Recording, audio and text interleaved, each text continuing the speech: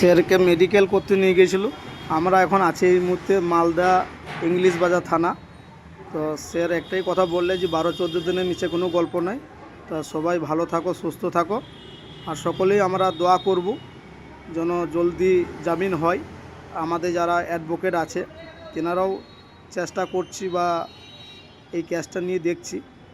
আমার জন্য আজকে স্যার লক আপ হয়েছে, এটা আমাদেরকে মাথায় রাখতে হবে।